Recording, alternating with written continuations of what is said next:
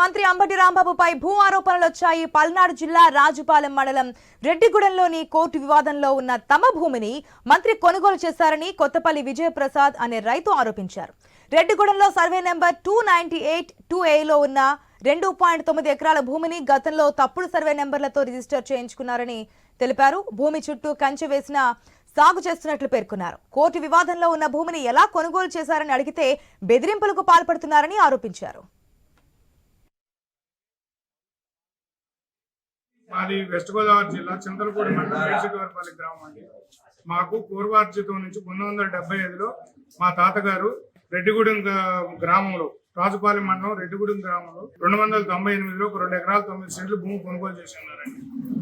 సదరు భూమి వివాదంలో ఉండగా 7 డాక్యుమెంట్లు మానేయండి. వివాదంలో ఉండగా అంబటి రాంబాబు గారు 18/7/2022 కొనుగోలు చేసి ఉన్నారండి. ఆయన కూడా పార్టీకి చేసి కోర్టులో పెట్టినప్పటి నుంచి మాకు బెదిరింపులు వస్తున్నాయండి. ఆయనతోటి మాకు ప్రాణభయం ఉన్నది కనుక మాకు తగిన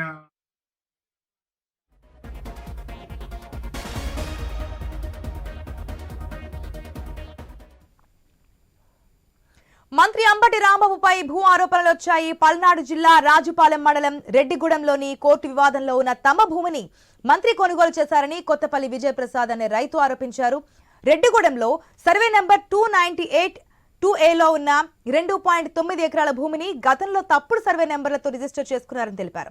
అయితే భూమి చుట్టూ కంచె వేసినా సరే సాగు చేస్తున్నట్లుగా పేర్కొన్నారు. కోర్టు వివాదంలో ఉన్న భూమిని ఎలా కొనుగోలు చేస్తారని అడిగితే బెదిరింపులు పాల్పడుతున్నారు మంత్రి అంటూ కూడా రైతు ఆవేదన వ్యక్తం చేసినటువంటి పరిస్థితి మనం చూస్తాం. పూర్తి డీటెయిల్స్ మా ప్రతినిధి సాంబశివరావు దగ్గర తెలుసుకుందాం. Right Sambasivarao, good morning. మనం చూస్తున్నాం మంత్రి ఏదైతే కోర్టు వివాదంలో ఉన్నప్పటికీ చుట్టూ కంచె వేసినా సాగు చేస్తున్నారంటూ రైతు ఆవేదన వ్యక్తం చేస్తున్నారు. మరి అయితే ప్రజలను పాలించాల్సిన పాలకులే ఈ విధంగా చేస్తే ఏ విధంగా ఉండబోతుంది? డీటెయిల్స్ ఏంటి రైతు చెప్తున్న దానికి? అంబట్రాంబాబు ఒక భూ వివాదమైనటువంటి భూమిని కొనుగోలు చేశారు. అదే కోర్టులో ఉన్నటువంటి భూమిని కొనుగోలు చేశారని చెప్పేసి కూడా ఒక రైతు ఈ రోజు మీడియా సమావేశాన్ని నిర్వహించారు. అయితే ఆయన పూర్తిగా కూడా భూమి సర్వే నెంబర్ చూడొచ్చు. 298/2A లో ఉన్నటువంటి 2 ఎకరాల 9 గుంటల్ని కూడా పూర్తిగా ఆ అంబటి రాంబాబు కొనుగోలు చేశారు. అయితే కోర్టులో ఉండంగానే ఈ యొక్క భూమిని కొనుగోలు చేశారంటూ కూడా రైతు ఆవేదన వ్యక్తం చేస్తా ఉన్నారు. గతంలో ఒక మంత్రిగా ఆయనకి చాలా సార్లు ఈ యొక్క భూమికి సంబంధించి చెప్పాము. అయినప్పటికీ కూడా ఆ భూమిని అంబటి రాంబాబు కొనుగోలు చేశారు. కొనుగోలు చేయడమే కాకుండా దాంట్లో సాగు చేస్తా ఉన్నారంటూ కూడా ఈ రోజు మీడియా ముఖంగా చెప్పడం జరిగింది. అయితే ప్రస్తుతం ఈ భూమి అయితే ప్రస్తుతం కోర్టు వివాదంలో ఉంది. ఎప్పటి నుంచో కూడా ఆ కోర్టు వివాదంలో ఉన్నప్పటికీ కూడా ఆ భూమిని కొనుగోలు చేశారు. కొనుగోలు చేసి ఒకవేళ ఈ భూమి నాది అని చెప్పేస్తే అక్కడ ఉన్నటువంటి కొంతమంది అంబటి రాంబాబుకు సంబంధించినటువంటి వ్యక్తులు కానీ అంబటి రాంబాబు అతన్ని బెదిరిస్తున్నాడని చెప్పేసి కూడా ఈ రోజు ఆ రైతు వాపోయారు. అయితే ముఖ్యంగా ఈ వివాదం మాత్రం గత సంవత్సర కాలంగా జరుగుతున్నట్టుగా తెలుస్తా ఉంది. సంవత్సరం నుంచి కూడా ఈ భూమి కొన్ని కారణాల వల్ల వివాదం నడుస్తా ఉంది. దానికి సంబంధించి ఆ రైతు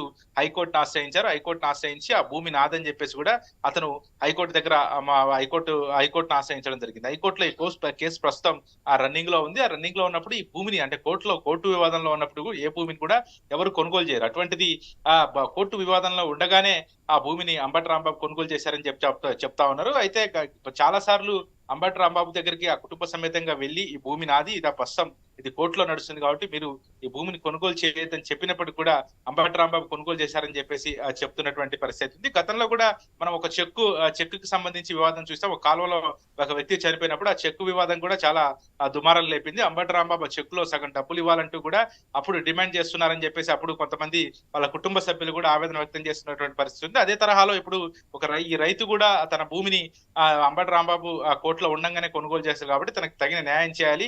ఒక మంత్రిగా ప్రజాప్రతినిధిగా ఈ రకంగా చేయటం మాత్రం భావ్యమైనటువంటి పరిస్థితి కాదని చెప్పేసి కూడా మరి ఆ రైతు చెబుతున్నటువంటి పరిస్థితి అయితే కనబడతా ఉంది.